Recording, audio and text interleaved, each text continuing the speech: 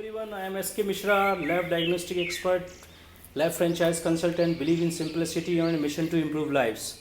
तो आज एक बड़ा ही महत्वपूर्ण टॉपिक मेरे दिमाग में आया है। आज मैं कुछ वेद पुराण ऐसे ही पढ़ रहा था, तो एक मुझे एक कंसेप्ट समझ में आया कि ऋषिज़ के बारे में एक बड़ा बात लिखी हुई है उसमें, कि ये ऋषिज़ जिसको कि हम आमतौर पर समझते हैं कि संत सन्यासी। तो मैं ऐसी just like to discuss my point के what I have felt about the rishis, कि ऋषिज़ से क्या मतलब है। जब मैंने देखा और डिक्शनरीज वगैरह इन सब में फाइंड आउट किया तो पता लगा कि ऋषिज़ का मतलब क्या है, एक्चुअली में ऋषिज़ होते कौन है और ये क्या है।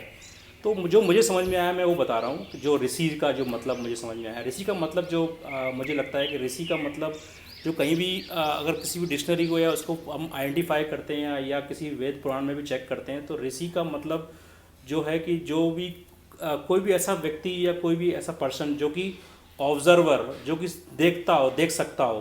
तब आप बोलेंगे ऑब्जर्व तो बहुत सारे लोग करते हैं और देखते तो बहुत सारे लोग हैं, जिसकी कि मतलब दिव्य जो कि दिव्य जिसकी दृष्टि हो, तो दृष्टि तो बहुत सारे लोगों की है। तो लेकिन ऋषि से यहाँ मतलब है कि ऑब्जर्वर, जो कि वो देख सके जो आम लोग ना देख सकें।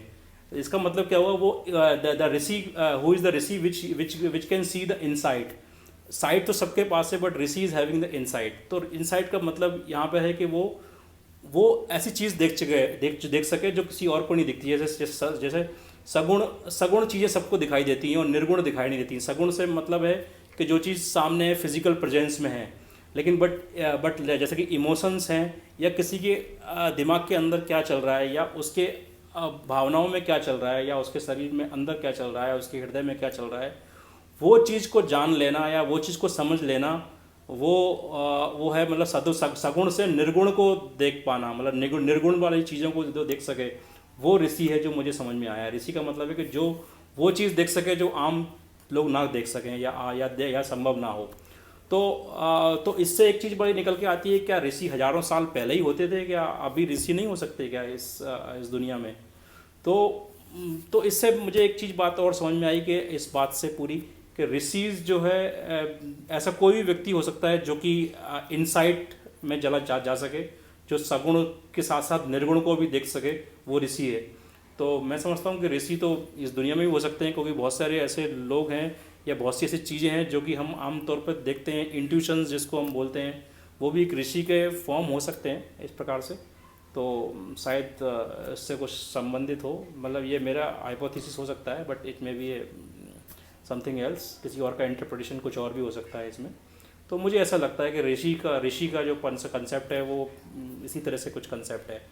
फिर एक बात आती है कि जो ये सप्त ऋषिज़ के बारे में आती है बात, अगस्त्य मुनि, दुर्वासा ऋषि, मारीच ऋषि, विश्वामित्र, वशिष्ठ, ये बहुत सारे ऋषिज़ हमारे कंसेप्ट में हैं। सनातन धर्म का जो कंसेप्ट है उसके हिसाब से जो मुझे समझ में आया कि जो ब्रह्मा जी के मानस पुत्र हैं सारे सप्त ऋषि। मानस पुत्र का मतलब जो मुझे समझ में आया, दैट इज साइकोलॉजिकल सन। मतलब साइकोलॉजिकल मतलब एक रूपक है एक प्रकार से कि वो साइकोलॉजिकल सन है ब्रह्मा जी के, एक प्रकार से सारे सप्त ऋषि।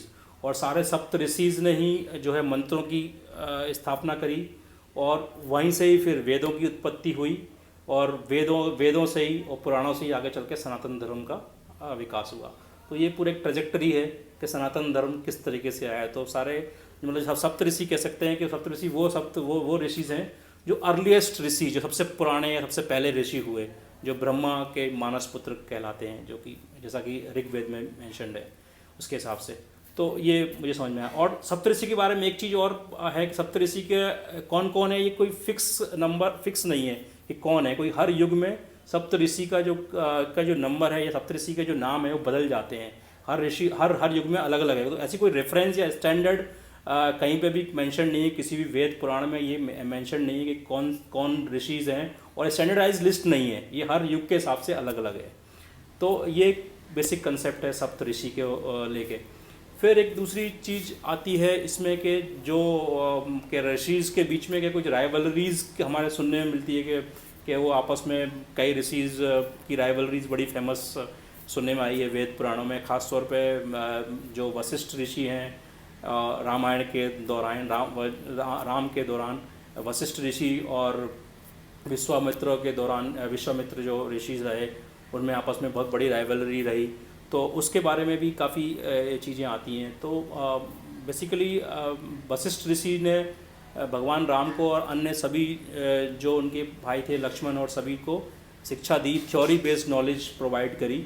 लेकिन विश्वामित्र जी ने आके बोला कि विश्वामित्र जो जो दूसरे ऋषि थे उन्होंने आके बोला कि नहीं, ये तो थ्योरी नॉलेज से काम नहीं चलेगा, इसमें प्रैक्टिकल नॉलेज भी होना चाहिए। तो उन्होंने फील्ड नॉलेज और फील्ड के लिए, फील्ड यात्रा के लिए वो लेके गए, वो जंगल में लेके गए। जंगल में उनको उन्होंने प्रैक्टिकल ट्रेनिंग दी, जहाँ कि ताड़का का वध हुआ, फिर उसके बाद अहिल्या की जो कहानी है वो, फिर सीता के साथ में विवाह, ये सारा का सारा उसी कंसेप्ट, उसी वजह से ही हो पाया।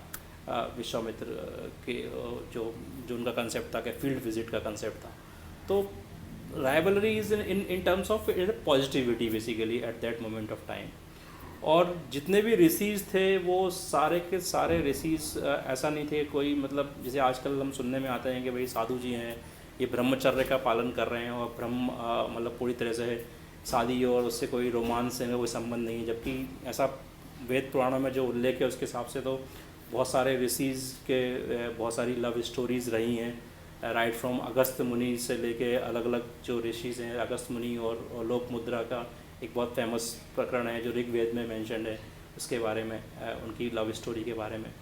तो जो भी ऋषिज रहे वो basically they are basically a family person, एक फैमिली पर्सन ही रहे हैं वो सारे ऋषिज जितने भी हैं, जितने भी लोगों का नाम मेंशन्ड है। तो वो कोई केवल ब्रह्मचारी नहीं थे कोई भी ऋषिज, ये मतलब ये this is a like to clear. तो ये कुछ चीज़ें थी जो मुझे लगा कि कुछ नई मुझे समझ में आई, तो मैं डिस्कस करूँगा आप लोगों से।